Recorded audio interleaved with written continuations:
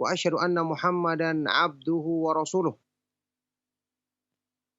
Ya ayyuhalladzina amanu taqullaha haqqa tuqatih wa la tamutunna illa wa antum muslimun. An-nasu taqu rabbakumul ladzi khalaqakum min nafsin wahidah wa khalaqa minha zawjaha wa batha minhuma rijalan katsiran wa nisaa'a wattaqullaha alladzi tasaaluna bihi wal arham innallaha kana 'alaikum raqiba. Ya ayyuhalladzina amanu taqullaha wa qulu qawlan sadida yuslih lakum a'malakum wa yaghfir lakum dhunubakum wa may yuti'illaha wa rasulahu faqad faza fawzan 'azima. Amma ba'du fa inna asdaqal hadits kitabullah wa khairal huda huda Muhammadin sallallahu alaihi wa alihi wasallam wa syarrul umuri muhdatsatuha wa kullu muhdatsatin bid'ah wa kullu bid'atin dhalalah wa kullu dhalalatin finnar wa ba'du. Alhamdulillah, ma'asyiral muslimin, ma'asyiral ikhwa wal akhwat fid din rahimakumullah. Kaum muslimin, para pemerhati Roja TV dan Radio Roja dimanapun antum berada, juga para pendengar setia Radio Roja Kendari di frekuensi 95.1 FM rahimakumullah. Alhamdulillah, kita bersyukur kepada Allah Subhanahu wa taala atas semua limpahan nikmat dan karunia-Nya. Di pagi hari ini dengan taufiknya kita diperkenankan bertemu kembali di dalam majelis ilmu yang mulia, di dalam lanjutan kajian kitab yang sangat bermanfaat tentang ilmu, keutamaan dan kemuliaannya. Al-ilmu min alamatil iman. Ilmu adalah termasuk ciri-ciri iman. Ciri-ciri iman yang benar di hati seorang manusia. Baik. Dibawakan di sini hadis yang diriwayatkan oleh Imam At-Tirmidzi di dalam jami'-nya, di dalam sunannya. Qala At-Tirmidzi haddatsana Abu Quraib qala haddatsana Khalaf bin Ayyub an Auf an Ibn Sirin an Abi Hurairah radhiyallahu anhu anin Nabi sallallahu alaihi wasallam qala khaslatani la yajtami'ani fi munafiqin husnu samtin wa fiqhun fid din. Imam At-Tirmidzi rahimahullah ta'ala membawakan hadis ini dengan sanadnya sampai kepada sahabat yang mulia Abu Hurairah radhiyallahu ta'ala anhu dari Rasulullah sallallahu alaihi wasallam bahwasanya beliau bersabda, ada dua ciri atau dua sifat yang tidak mungkin terkumpul pada diri seorang munafik, yaitu husnu samtin, tingkah laku yang baik, dan fiqhun fid din, pemahaman agama yang benar. Ya, dua ciri ini, dua sifat ini tidak mungkin terkumpul pada diri seorang munafik, yaitu husnu samtin, tingkah laku yang baik, penampilan tingkah laku yang baik, atau dan yang kedua fiqhun fid din, pemahaman agama yang benar. Jadi ini merupakan persaksian dari Rasulullah Shallallahu Alaihi Wasallam bahwasanya pemahaman agama itu akan membawa kepada apa? Pemahaman agama yang benar akan membawa kita kepada keimanan yang benar. Ibnu Qayyim rahimahullah taala menjelaskan hadis ini, wa hadhihi syahadatun bi anna man ijtama'a fihi husnus samti wal fiqhu fid din fahuwa mu'min. Ini merupakan persaksian dari Rasulullah Shallallahu Alaihi Wasallam bahwa orang yang terhimpun, terkumpul pada dirinya dua ciri ini, ya, tingkah lakunya baik dan pemahaman agamanya benar, maka berarti dia adalah orang yang beriman. Ya, hadis ini dijelaskan oleh sebagian dari para ulama bahwasanya ini adalah hadis yang hasan, ya, hadis yang derajatnya hasan, bisa dijadikan sebagai argumentasi. Yang jelas kandungannya, ya, merupakan persaksian dari Nabi Shallallahu Alaihi Wasallam bahwa orang yang terkumpul padanya dua ciri ini berarti dia adalah seorang yang beriman. Wa ahra bihadzal hadithi ayyakuna haqqan, dan sangat pantas hadis ini kandungannya benar. Pantas hadis ini untuk dikatakan makna yang dikandungnya adalah benar. Fa inna husna samti wal fiqha fid din min akhassi alamatil iman, karena tingkah laku atau akhlak yang baik dan pemahaman agama yang lurus ini bahkan termasuk ciri-ciri keimanan yang paling khusus. Termasuk yang paling khusus dari ciri-ciri keimanan. Walan yajma'ahumallahu fi munafiq, yang Allah Subhanahu wa taala tidak akan mengumpulkan dua sifat mulia ini pada diri seorang munafik. Fa innan nifaqa yunafihima wa yunafiyanihi, karena kemunafikan itu bertentangan dengan dua sifat ini, sebagaimana dua sifat ini juga akan menolak kemunafikan. Ya, makanya ini jelas merupakan salah satu di antara bukti bahwa ilmu agama, pemahaman agama yang benar itu akan membersihkan kotoran penyakit hati, menghilangkan kemunafikan, menghilangkan sebab-sebab yang menjadikan kita lemah iman, dangkal iman, atau ragu terhadap keimanan. Ini menunjukkan bahwasanya ilmu agama berarti merupakan sebab yang akan memperbaiki diri seorang hamba, batinnya juga sebagaimana memperbaiki lahirnya. Baik, ini jelas keutamaan ilmu yang sangat mulia. Kita melangkah al-wajhu ats-tsamin wal arba'un, segi yang ke-48. Segi yang ke-48. Al-wasiyatu bit-tullabil ilmi. Termasuk keutamaan ilmu adalah ada wasiat dari Rasulullah Shallallahu Alaihi Wasallam, wasiat kebaikan untuk para penuntut ilmu agama.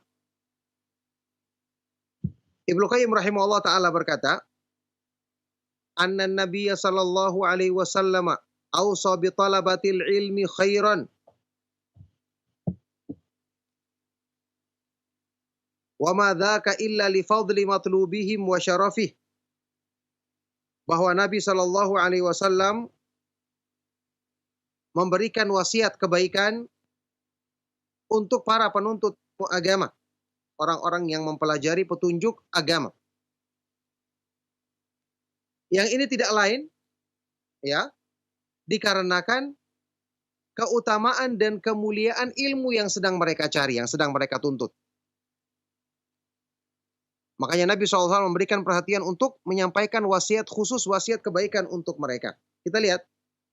Qala Tirmidzi, Imam At-Tirmidzi rahimahullah taala di dalam sunannya atau dalam jami'nya membawakan hadis ini. Qala haddatsana Sufyan ibnu Waqi', qala haddatsana Abu Dawud Al-Hufri atau Al-Hafari an Sufyan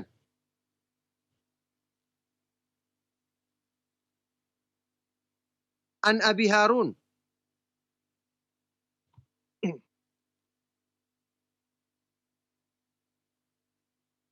Baik, an Abi Harun qala kunna na'ti Aba Sa'id radhiyallahu taala anhu fayaqul marhaban bi wasiyati Rasulillah sallallahu alaihi wasallam, innan nabiyya sallallahu alaihi wasallam qala innan nasa lakum taba'un wa inna rijalan ya'tunakum min aqtaril ardi yatafaqqahuna fid din fa idza ataukum fastausu bihim khaira.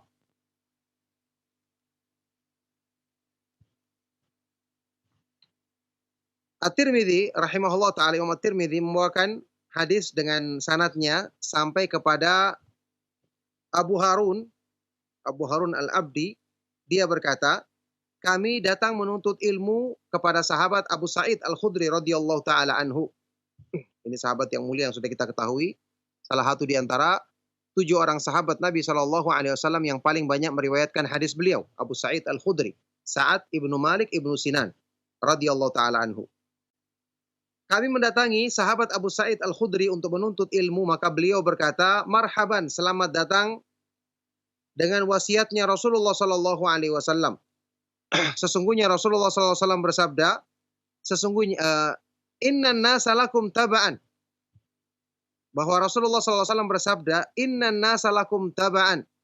Lakum taba'un, sesungguhnya manusia akan mengikutimu. Ya. Wa inna rijalan, dan sesungguhnya akan ada beberapa orang yang akan mendatangi kalian dari berbagai macam penjuru dunia ini, penjuru bumi ini, dengan tujuan untuk mempelajari ilmu agama. Maka jika mereka datang kepada kalian, ya, berikanlah wasiat kebaikan untuk mereka. Ya, ini wasiat kebaikan dari Rasulullah Shallallahu Alaihi Wasallam untuk mereka. Ya, ini artinya menjaga mereka sebaik-baiknya, muliakan mereka, ya, doakan kebaikan untuk mereka. Ini menunjukkan perhatian kepada penuntut ilmu. Meskipun hadis ini, ya, sangat lemah kedudukannya karena ada rawi yang bernama Abu Harun. Abu Harun Al-Abdi ini rawi yang matruk, ditinggalkan riwayatnya karena kelemahan yang parah. Cuman kandungan hadis ini secara ringkas disebutkan dalam riwayat lain dengan sanad yang sahih sebagaimana yang disebutkan dalam kitab silsilah hadis sahihah, al-ahadits sahihah, tulisan Syekh Al-Albani rahimahullahu taala. Nah, qala haddatsana Qutaibah qala haddatsana Rauh ibnu Qais an Abi Harun Al-Abdi an Abi Sa'id Al-Khudri anin Nabi sallallahu alaihi wasallam qala ya'tikum rijalun min kibalil masyriqi yata'allamun fa idza ja'ukum fastausu bihim khairan. Dalam riwayat lain sampai kepada Abu Sa'id dari jalur lain ya, sampai kepada Abu Sa'id Al-Khudri radhiyallahu taala anhu dari Nabi sallallahu alaihi wasallam, beliau bersabda, akan datang kepadamu beberapa orang dari arah timur yang mereka ingin mempelajari agama Allah, maka jika datang kepada kalian berikanlah wasiat kebaikan untuk mereka. Ya, fakana Abu Sa'idin radhiyallahu taala anhu idza ra'ana qala marhaban bi wasiyati Rasulillah sallallahu alaihi wasallam. Setelah itu Abu Sa'id Al-Khudri kalau melihat kami para penuntut ilmu, maka beliau akan berkata, marhaban, selamat datang dengan wasiat yang disampaikan oleh Rasulullah sallallahu alaihi wasallam. Tapi jalur ini juga masih ada rawi yang sama tadi ya, bertemu dengan rawi yang bernama Abi Harun atau Abu Harun Al-Abdi yang kita ketahui dia adalah rawi yang matruk, ditinggalkan riwayatnya karena kelemahan yang parah. Ala kulli hal, yang jelas ini tentu saja ya, kita tidak bersandar atau menjadikan ini sebagai ucapan Rasulullah Shallallahu alaihi wasallam, akan tetapi makna yang berhubungan dengan mewasiatkan kebaikan untuk penuntut ilmu, tentu ini adalah makna yang benar karena mereka mempelajari sesuatu yang dimuliakan di dalam Islam. Baik. Kita lanjut al-wajhu tasi' wal arba'un, segi yang ke-49. Segi ke-49.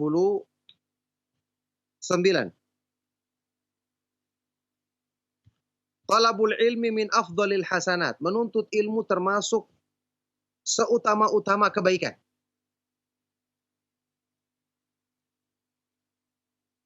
Kata beliau, talabul ilmi min afdalil hasanati wal hasanatu yudhibna sayyi'at. Fajadirun an yakuna talabul ilmi ibtigha'a wajhillahi yukaffiru ma madha minas sayyi'at. Menuntut ilmu adalah termasuk amal soleh, kebaikan yang paling utama. Dan dalam Islam, al-hasanat yudhibna sayyi'at. Perbuatan baik, amal-amal soleh itu bisa menggugurkan keburukan, menghilangkan keburukan-keburukan. Ini jelas ayat Al-Quran menyebutkan demikian. Innal hasanati yudhibna sayyi'at. Sesungguhnya kebaikan-kebaikan itu akan menggugurkan atau menghilangkan keburukan. Di dalam hadis yang tidak asing bagi kita, hadis yang sahih, Rasulullah SAW bersabda, wa atbi'is sayyi'atal hasanata tamhuha. Susullah, ikutkanlah perbuatan yang buruk dengan perbuatan baik supaya perbuatan baik ini menggugurkan atau menghapuskan keburukan. Fajadirun, maka pantaslah kalau amalan menuntut ilmu agama dalam rangka mengharapkan wajah Allah, ikhlas karena mengharapkan wajah Allah, mestinya ini akan menggugurkan dosa-dosa kita yang lalu. Faqad dallatin nususu anna itba'as sayyi'atil hasanata tamhuha. Fakaifa bima huwa min afdalil hasanati wa ajallit ta'at. Sungguh telah disebutkan di dalam banyak dalil-dalil Al-Quran dan hadits-hadits Rasulullah SAW. Tadi kita bacakan beberapa di antaranya.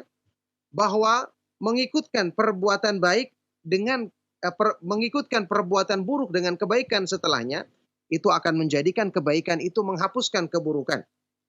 Maka bagaimana lagi jika itu adalah termasuk kebaikan yang paling utama dan amal ketaatan yang paling agung, yaitu menuntut ilmu. Kalau amal-amal biasa saja bisa menggugurkan dosa, apalagi amal yang sebesar, yang setinggi keutamaan dan kemuliaannya seperti menuntut ilmu agama. Baik.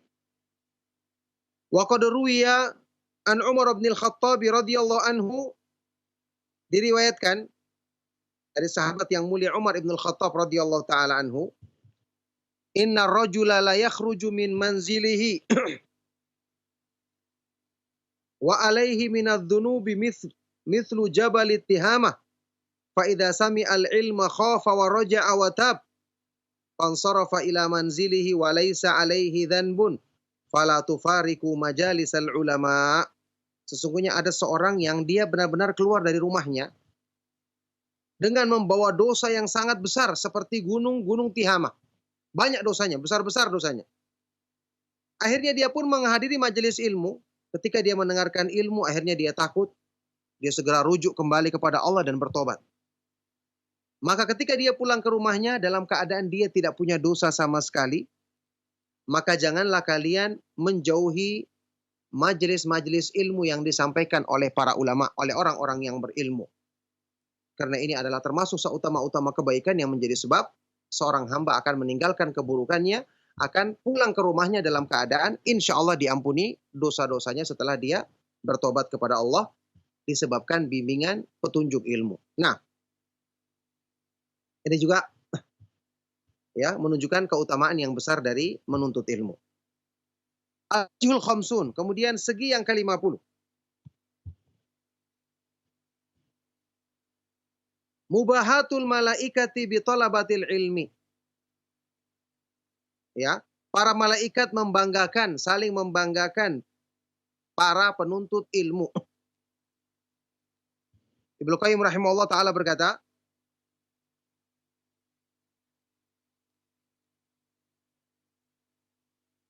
ya, Allah Subhanahu wa taala membanggakan di hadapan para malaikat tentang para penuntut ilmu.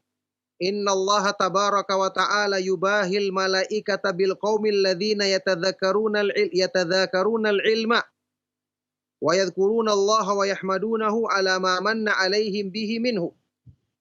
Keutamaan dan kemuliaan berikutnya yang ke-50, bahwasanya Allah Subhanahu wa taala membanggakan di hadapan para malaikatnya tentang orang-orang yang mereka itu duduk yatadzakaruna al-ilma, saling mempelajari ilmu.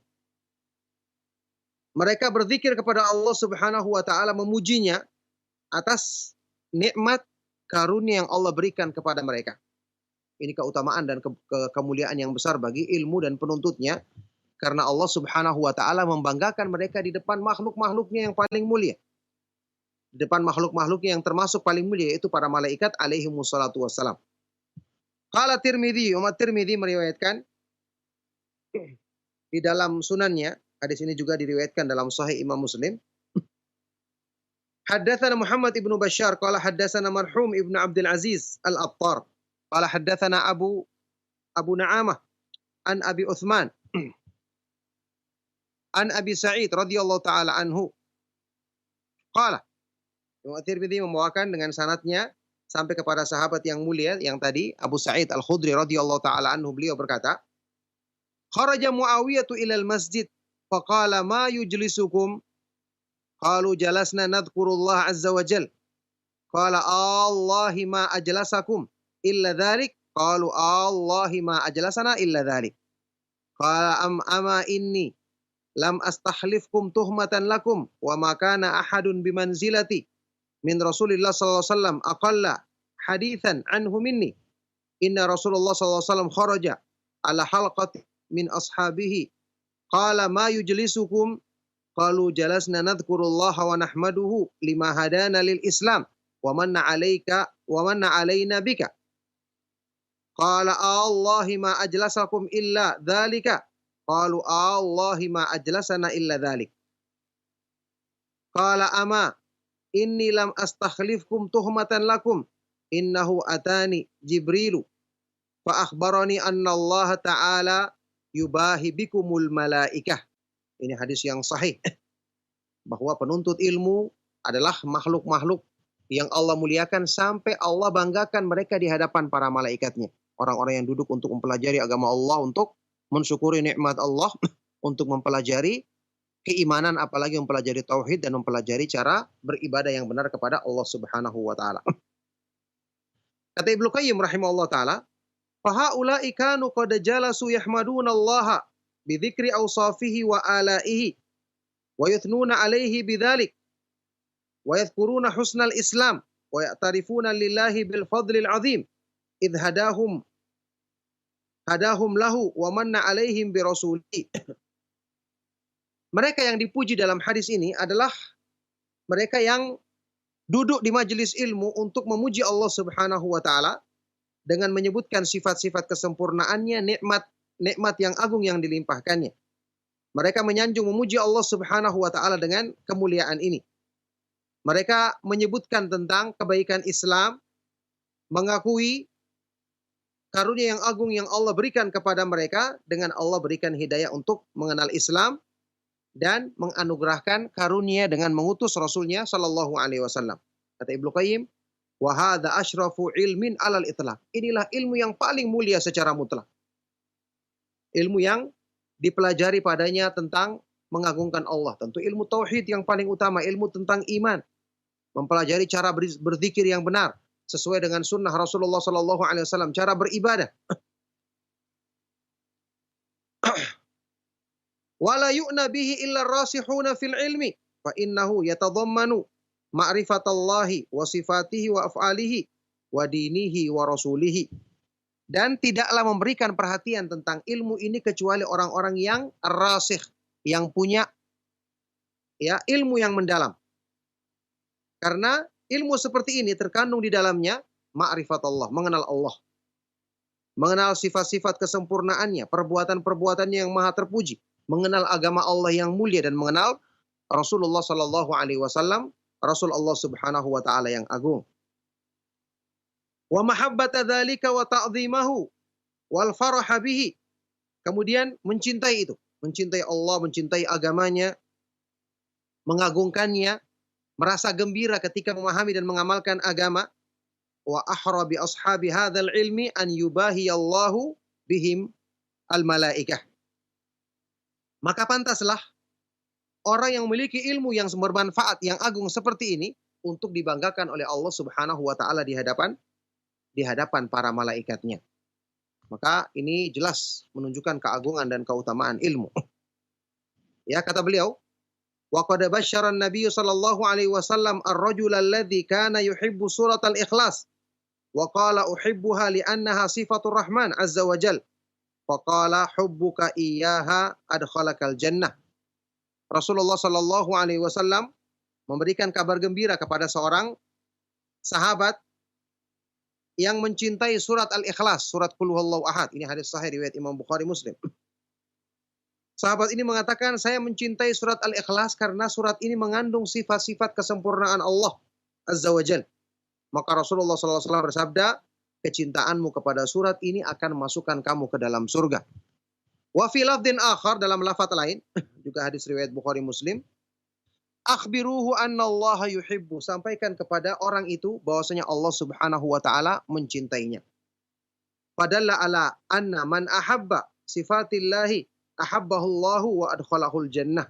Maka ini menunjukkan bahwa barang siapa yang mencintai sifat-sifat Allah, maka Allah akan mencintainya dan akan masukkan dia ke dalam surga. Masya Allah, ini menunjukkan kepada kita orang yang mempelajari agama,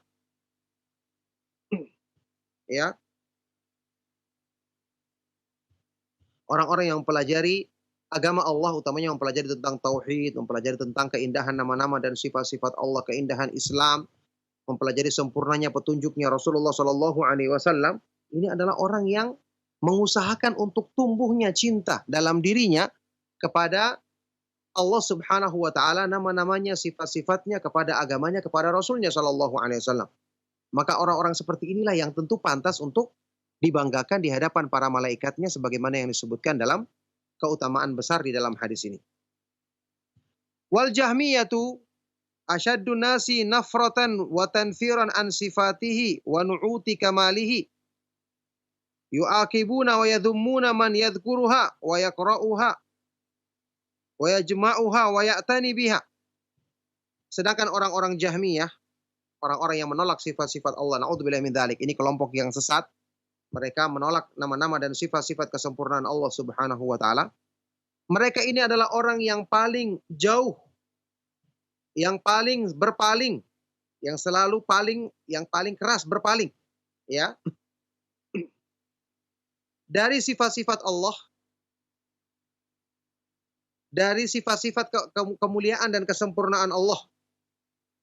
Bahkan mereka yu'aqibun, akan menyiksa, mencela orang yang menyebutkan sifat-sifat Allah, membaca sifat-sifat Allah, mengumpulkan sifat-sifat Allah dan memberikan perhatian untuk mengkaji, membahasnya. Walihada lahumul maqtu wadh-dhammu 'indal a'immati wa 'ala lisani kulli 'alimin min ulama'il Islam. Oleh karena itu, mereka sangat dibenci dan selalu dicela oleh para ulama, oleh para imam ahlu sunnah, ya, dan juga di dalam dicela melalui lisan semua orang yang berilmu, semua ulama Islam. Wallahu ta'ala asyaddu bughdhan wa maqtan lahum jazaan wifaqa, dan tentu Allah Subhanahu wa taala lebih membenci dan murka kepada mereka sebagai balasan yang setimpal dari perbuatan mereka.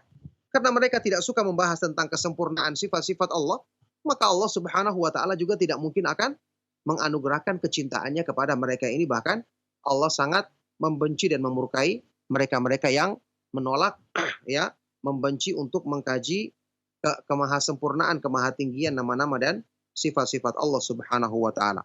Maka ini jelas menunjukkan keutamaan ilmu yang sangat agung, ya, yang cukup menjadi motivasi kebaikan besar bagi kita untuk tetap semangat mempelajarinya. Barakallahu fikum, insyaallah cukup sampai di sini apa yang bisa kami bawakan di kesempatan kali ini, lanjutan dari pembahasan tentang keutamaan dan kemuliaan ilmu dari penjelasan Imam Ibnu Qayyim al-Jauziyah rahimahullah taala yang merupakan petikan dari kitab Miftahu Daris Sa'adah. Semoga bermanfaat. Kita beri waktu bagi antum yang ingin menanyakan masalah-masalah yang perlu dipertanyakan. Saya persilakan. Sallallahu wasallam wa barak ala nabiyina Muhammad wa ala alihi wa sahbihi ajma'in. Walhamdulillahi rabbil alamin. Silakan. Nah Ustaz, jazakallahu khairan, barakallahu fik atas materi yang telah disampaikan Ustaz di kesempatan pagi hari ini. Dan ikhwatal Islam, a'azanillahu ayyakum. Untuk selanjutnya kami membuka sesi interaktif soal jawab bagi Anda yang ingin memperdalam pembahasan yang telah disampaikan oleh beliau. Ya. Halo, Assalamualaikum Ustaz. Waalaikumsalam warahmatullahi wabarakatuh. Dengan siapa Ibu dan berada di mana? Dengan Ummu Abdurrahman di Tangerang Ustaz. Ya, silakan Ibu. Ini Ustaz, apakah benar kalau kita membaca surat Al-Ikhlas 10 kali dibangunkan rumah di surga?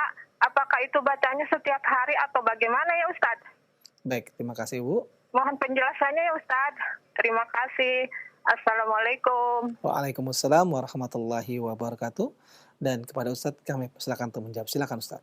Bermanfaat sekali dari Ummu Abdurrahman ya.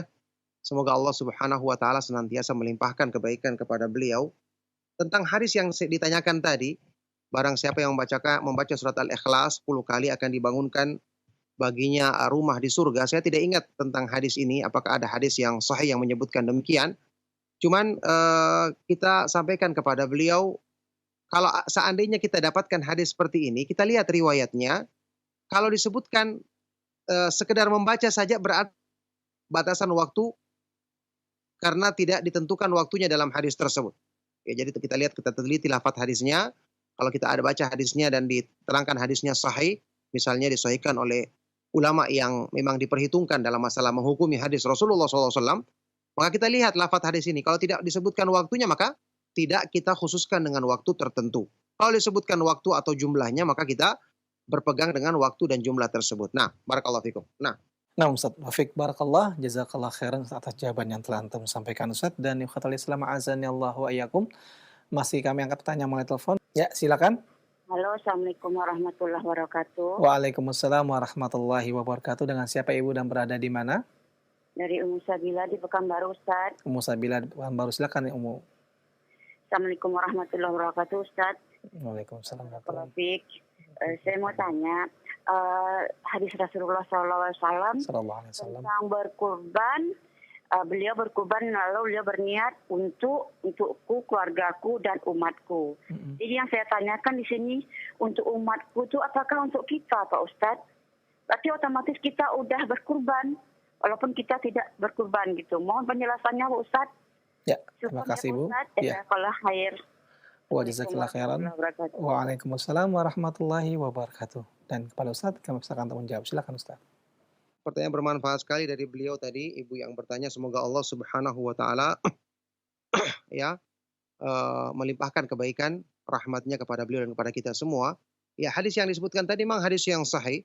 Rasulullah SAW ketika berkurban bersabda, "Hadzali waliman lam yudhahi min ummati." Ini adalah untukku dan bagi umatku yang tidak berkurban. Tapi maknanya bukan berarti ini sudah mencukupi semuanya. Kalau begitu tidak ada lagi keutamaan pensyariatan ibadah kurban. Para sahabat dulu yang hadir dan menyaksikan tidak memahami demikian.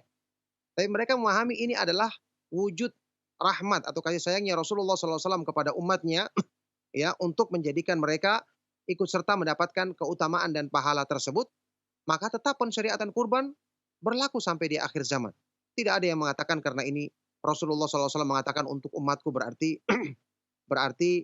ini adalah sudah mencukupi bagi mereka. Ya, tidak menunjukkan demikian dan tidak ada ulama yang menjelaskan itu menunjukkan makna tidak perlu lagi umatnya untuk kemudian berkorban. Tidak demikian. Bagi yang mampu maka dia berkurban. Ya, sebagian ulama mengatakan wajib hukumnya bagi dia berkurban. Bagi yang tidak mampu maka Allah Subhanahu wa taala la yukallifullahu nafsan illa wus'aha, tidak akan memberikan beban kepada seseorang kecuali sesuai dengan kesanggupannya.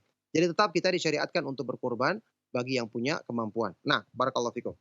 Nah, Ustaz Taufik barakallah, jazakallah khairan atas jawaban yang sampaikan Ustaz. Dan ikhwatal Islam azani Allahu wa iyyakum. Untuk pertanyaan berikutnya kita angkat pertanyaan melalui pesan singkat Ustaz dari pendengar kita di Banten Ustaz.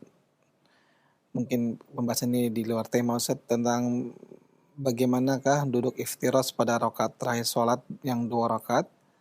Apakah ini berlaku untuk semua sholat yang 2 rakaat atau hanya untuk sholat tertentu saja Ustaz? Dan bagaimanakah sholat yang 1 rakaat seperti sholat witir, apakah duduk iftiras atau tawaruk? Silakan Ustaz. Pertanyaan yang sangat bermanfaat sekali. Tentang masalah duduk ketika kita melaksanakan sholat 2 rakaat ya, duduk iftiras atau tawaruk. Maka kita ketahui ini perbedaan, termasuk perbedaan pendapat yang kuat di kalangan para ulama ya. Yang jelas setelah kita ketahui pendapat yang terkuat dalam masalah duduk untuk sholat yang 2 kali tahiyatnya berdasarkan hadis yang sahih, yaitu duduk yang pertama adalah duduk iftirash ya, kemudian duduk yang tahiyat kedua adalah duduk tawarruk. Kita sudah ketahui iftirash artinya dengan kita duduk seperti duduk di antara 2 sujud ya. Kemudian duduk tawarruk artinya duduk di atas paha kita. Itu duduk untuk tahiyat yang akhir. Ada perbedaan pendapat setelah itu dari mazhab Imam Syafi'i dan mazhab Imam Ahmad. Kalau salat yang 2 rakaat, yang 1 kali tahiyatnya, apakah dia mengikuti tahiyat awal atau tahiyat akhir? Ya, maka menurut mazhab Imam Ahmad, dia duduk seperti tahiyat awal. Ya, adapun mazhab Imam Syafi'i mengatakan dia duduk seperti tahiyat akhir. Makanya perbedaan pendapat ini kuat karena secara hadis tertentu ya tidak diterangkan tentang duduknya Rasulullah SAW ketika beliau salat hanya 2 rakaat saja. Ada hadis yang menjelaskannya secara tertentu bagaimana ketika beliau salat 2 rakaat seperti salat subuh atau salat-salat sunnah yang lain. Oleh karena itu, sebagian dari para ulama seperti Syekh Al-Albani rahimahullah taala menguatkan pendapat duduk iftirash. Beliau mengatakan karena inilah zahirnya hadis, secara tekstualnya hadis menunjukkan demikian. Ini pendapat yang dikuatkan oleh Syekh Al-Albani rahimahullah taala, dan ini insya Allah yang juga saya sendiri lebih tenang kepada pendapat ini, yaitu salat yang pelaksanaannya 1 tahiyat saja maka duduknya adalah iftirash, baik itu salat yang wajib maupun salat yang sunnah, termasuk salat yang 1 rakaat yang cuma 1 kali tahiyatnya. Nah, barakallahu fikum. Nah, Ustaz Taufik barakallah, jazakallah khairan atas jawaban yang telah antum sampaikan Ustaz. Dan pertanyaan berikutnya masih melalui pesan singkat Ustaz dengan pendengar kita di daerah Bogor Ustaz. Ustaz, jika pokok ilmu adalah rasa takut kepada Allah Subhanahu wa taala, lalu bagaimanakah agar kiat-kiat menumbuhkan rasa takut kepada Allah terkhusus saat dalam keadaan sendiri? Karena hati sering dibisiki setan untuk berbuat maksiat saat sendirian. Mohon Ustaz memberikan nasihat dan saran. Silakan Ustaz. Pertanyaan bermanfaat sekali. Bagaimana menumbuhkan rasa takut ketika kita sendirian? Ini tentu saja perkara yang berhubungan dengan keimanan yang benar, yang semoga Allah Subhanahu wa taala senantiasa menganugerahkan kepada kita keimanan yang benar untuk selalu menjadikan kita takut dalam keadaan kita sendiri, karena kita yakin waktu kita sendiri tetap ada yang selalu mengawasi kita dengan pengawasan yang maha sempurna, Allah Subhanahu wa taala Ar-Raqib yang maha mengawasi. Maka untuk menumbuhkan rasa takut ketika sendirian, Pertama yang utama jelas sebab yang paling pertama adalah berdoa kepada Allah Subhanahu wa taala untuk dianugerahkan kesempurnaan iman yang diantaranya adalah selalu memiliki rasa muraqabatullah, selalu merasakan pengawasan Allah Subhanahu wa taala. Kemudian untuk menumbuhkan ini tentu setelah berdoa kepada Allah Subhanahu wa taala kita renungkan sifat-sifat kesempurnaan kemahatinggian Allah yang berhubungan dengan sempurnanya pengawasannya, seperti nama Allah Ar-Raqib, Asy-Syahid yang maha mempersaksikan, yang maha mengawasi, Al-Basir yang maha melihat, Al-Alim yang maha mengetahui, As-Sami yang maha mendengar. Kita renungkan kandungannya, kemudian kita berusaha renungkan kandungan makna dari ayat-ayat Al-Quran yang menjelaskan sifat kesempurnaan Allah ini, yang ini merupakan banyak ayat-ayat Al-Quran yang menjelaskan hal ini. Kita renungkan, kemudian kita jadikan sebagai sebab untuk membersihkan kotoran penyakit hati kita. Kalau kita lakukan dengan sungguh-sungguh, maka ini merupakan cara yang paling baik untuk bisa menumbuhkan rasa takut kepada Allah dalam keadaan kita sendirian maupun ketika kita di hadapan orang lain. Oleh karena itu, berdoa kepada Allah, belajar tentang nama-nama dan sifat-sifat Allah khususnya yang berhubungan dengan sempurnanya penglihatan dan pengawasannya. Kemudian, latih diri kita untuk menundukkan hawa nafsu, ya, dengan kita selalu mengatakan, kalau kita merasa sendiri, kita selalu ingatkan bahwa ada Subhanahu wa ta'ala yang maha mengawasi kita, dan dia maha kuat lagi maha perkasa, ya. Kalau manusia kita bisa hindari siksaannya atau keburukan mereka atau celaan mereka, tapi Allah Subhanahu wa ta'ala tidak ada yang bisa menghindarkan diri dari kemurkaannya jika dia murka kepada seorang hamba. Na'udzubillahi min dzalik. Semoga Allah Subhanahu wa ta'ala mudahkan untuk kita bisa mendapatkan keutamaan tersebut. Nah, barakallahu fikum. Nah, Ustaz Taufik, barakallah, jazakallah khairan Ustaz. Dan untuk berikutnya kami angkat pertanyaan melalui telepon. Halo, Assalamualaikum. Waalaikumsalam warahmatullahi wabarakatuh. Dengan siapa Bapak dan berada di mana? Ini dari Pak Ali, Kalimantan Barat, Pak. Pak Ali dari Kalimantan Barat, silakan Pak. Ini mau nanya, ini kalau ada musola, itu nggak ada jamaahnya, tapi ketika saya adzan gitu, itu nggak ada yang datang, Ustaz. Terus apakah saya harus memilih di sholat masjid yang banyak jamaahnya, apa saya teruskan saja di situ supaya orang-orang mungkin ada yang datang nanti? Baik. Saya Pak Ali cukup? Cukup gitu ya. aja. Baik, terima kasih Pak Ali atas pertanyaannya. Assalamualaikum. Waalaikumsalam warahmatullahi wabarakatuh. Nah, untuk selanjutnya kita akan simak jawabannya dan kepada Ustadz kami persilakan. Silakan Ustadz. Pertanyaan sangat bermanfaat dari Pak Ali tadi ya. Semoga Allah Subhanahu wa ta'ala senantiasa melimpahkan rahmat dan kebaikan kepada beliau, kepada keluarganya, dan juga kepada kita semua.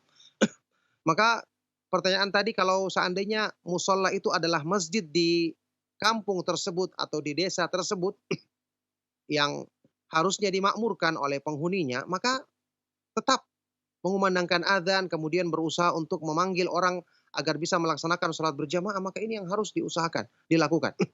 Karena akan mendapatkan keburukan satu kampung yang tidak dikumandangkan adzan atau tidak ada orang yang melaksanakan sholat berjamaah di situ. Pak Ali bersabar, insya Allah mendapatkan pahala dari si Allah Subhanahu wa ta'ala. Ya, tetap dikumandangkan adzan. Kalau kita bisa menjumpai orang-orang, kita nasihati dia agar datang ke masjid. Ya, maka ini adalah yang berusaha untuk kita lakukan agar kita bisa menghidupkan sholat berjamaah di situ, agar penduduk kampung ini dijauhkan dari tipu daya syaitan, dari sebab-sebab yang mendatangkan keburukan kepada mereka disebabkan karena mereka meninggalkan sholat berjamaah. Maka yang lebih utama tetap dia bersabar untuk mengumandangkan adzan, kemudian dia menunggu sebentar, dia laksanakan sholat sunnah. Ketika ada yang ikut melaksanakan sholat berjamaah, alhamdulillah, ya, maka dia laksanakan sholat berjamaah. Kalaupun tidak, maka dia laksanakan sholat sendiri. Setelah itu dia berusaha untuk menyampaikan nasihat semampu yang dia lakukan kepada masyarakat di tempat tersebut agar mau memberikan perhatian kepada sholat berjamaah yang merupakan hal yang diwajibkan bagi laki-laki untuk melaksanakannya berjamaah di masjid menurut pendapat yang paling kuat dalam masalah ini. Nah, barakallahu fikum, ini ada tambahan untuk pertanyaan dari ibu yang pertama tadi, Ummu Abdurrahman di Tangerang kalau nggak salah tadi, tentang hadis, keutamaan hadis membaca Qul huwallahu ahad, Al-Ikhlas 10 kali akan dibangunkan baginya rumah di surga. Saya sudah lihat keterangan yang disebutkan di dalam Majmu' Fatawa Syekh bin Baz, ya, keterangan dari Syekh Abdul Aziz bin Baz. Hadis ini adalah hadis yang lemah. Hadis yang lemah, bahkan sangat lemah. Ada beberapa rawi di sini yang lemah, bahkan ada salah seorang rawi yang kelemahannya parah. Ya, kelemahannya parah. Jadi untuk yang berhubungan dengan keutamaan khusus membaca Al-Ikhlas 10 kali ini yang lemah. Adapun keutamaan surat Al-Ikhlas yang lain banyak. Innaha la ta'dilu sulutsal Qur'an. Surat ini sebanding dengan sepertiga Al-Qur'an. Hadis yang tadi kita bacakan juga, sahabat yang mengulang-ulang membaca surat ini karena mencintainya, maka Rasulullah SAW memberikan kabar gembira bahwa kecintaanmu kepada surat ini akan menjadi sebab kau masuk surga. Juga Rasulullah SAW mengatakan, sampaikan kepadanya bahwa Allah mencintai dia. Keutamaannya banyak. Adapun yang berhubungan dengan membaca 10 kali ini, ternyata riwayatnya lemah, bahkan sangat lemah, maka kita tinggalkan dan tidak mengamalkan riwayat yang lemah tersebut. Nah, barakallahu fikum. Nah, Ustaz Taufik barakallah, jazakallah khairan atas jawaban telah Antum sampaikan Ustaz, dan juga tambahan jawaban yang tadi disampaikan oleh Ummu Abdurrahman. Dan kita akan angkat satu pertanyaan terakhir saat di kesempatan pagi hari ini melalui line telepon. Iya, Assalamualaikum. Ini saya mau tanya. Waalaikumsalam. Dengan siapa Bapak? Di daerah situ kalau sholat maghrib itu, bukan sholat maghrib, tiap sholat imam selalu setelah baca bolak balik ada tambahan Robi pilih baru amin. Gimana tuh hukumnya? Dan lagi banyak di situ banyak orang sholat maghrib pakai kunut. Baik. Penjelasan. Terima kasih. Assalamualaikum. Waalaikumsalam warahmatullahi wabarakatuh. Sayang sekali kita tidak tahu siapa nama beliau, dan untuk selanjutnya kami persilakan kepada Ustaz untuk menjawab. Silakan Ustaz. Iya, barakallahu fikum. Yang saya ingat tadi ada 2 pertanyaan. Yang pertama, imam yang selalu membaca setelah bacaan Al-Fatihah, ghairil maghdubi alaihim waladdallin, dia baca Allahumma gfirli, ya Allah ampunilah aku. Ini tidak ada dalilnya. Memang kita mengucapkan amin untuk mengaminkan, tapi tidak perlu ada tambahan seperti ini karena tidak dicontohkan oleh Rasulullah SAW, tidak juga dilakukan oleh sahabat Abu Bakar As-Siddiq, Umar Ibn Khattab, dan para sahabat yang lain radhiyallahu taala anhum ajmain. Ini tambahan yang mengada-ngada, apalagi ini salat. Tidak boleh kita menambahkan bacaan-bacaan tertentu yang tidak ada dalilnya seperti ini. Ya, mereka mungkin pikirannya ingin mengambil kesempatan karena mau mengucapkan amin, ya Allah kabulkanlah, tapi lafaz seperti ini tidak ada. Maka yang kita aminkan itu adalah doa yang kita ucapkan dalam surat Al-Fatihah, ini yang kita aminkan, yang disebutkan keutamaannya di dalam beberapa hadis yang sahih. Kalau kita mengucapkan amin dengan benar, kata Rasulullah SAW diantaranya, fa'innahu man wafaqa ta'minuhu ta'minal malaikati ghufira lahu ma taqaddama min dhanbi. Barang siapa yang bersesuaian antara ucapan aminnya dengan ucapan amin yang dilakukan oleh malaikat, maka diampuni dosa-dosanya yang telah lalu. Maka ini keutamaan, maka ini cukup yang kita kejar keutamaan tersebut, jangan kita ada-adakan, apalagi ini salat yang zikirnya sudah tertentu, yang harusnya dihindarkan dari tambahan-tambahan seperti ini, naudzubillah min dzalik.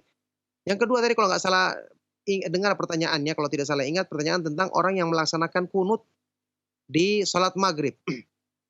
Maka dilihat kunut ini, apakah ini kunut maksudnya kunut nazilah, berhubungan mungkin dengan kejadian yang ada saat ini, yaitu virus COVID-19. Ada sebagian yang memang yang saya ketahui juga pemerintah kita, Majelis Ulama Indonesia juga mengizinkan untuk orang yang ingin melaksanakan kunut berdoa kepada Allah agar dihilangkan bencana ini. Maka ini diperbolehkan oleh sebagian dari para ulama kalau memang tujuannya adalah kunut nazilah. Cuman ya tidak di waktu tertentu, tidak di sholat tertentu. Harusnya di sholat 5 waktu, itu pendapat yang terkuat. Di sholat maghrib kita lakukan, ya di rakaat terakhir. Atau di sholat isya juga, di sholat yang lain 5 waktu semua kita lakukan. Kunut nazilah ini itu diperbolehkan kalau seandainya itu maksud adalah kunut nazilah, ya. Itulah jawaban dari 2 pertanyaan dari yang merupakan jawaban dari pertanyaan yang terakhir. Semoga apa yang kita bahas dan kita kaji di kesempatan kali ini bermanfaat dan menjadi sebab kebaikan untuk dunia dan akhirat kita. Saya cukupkan, mohon maaf jika ada yang salah dan kurang. Sallallahu wasallam wa baraka ala nabiyina Muhammad wa ala alihi wa ashabihi wa man tabi'ahum bi ihsanin ila yaumiddin walhamdulillahi rabbil alamin. Subhanakallahumma wa bihamdika asyhadu an la ilaha illa anta astaghfiruka wa atubu ilaik. Wassalamualaikum warahmatullahi wabarakatuh.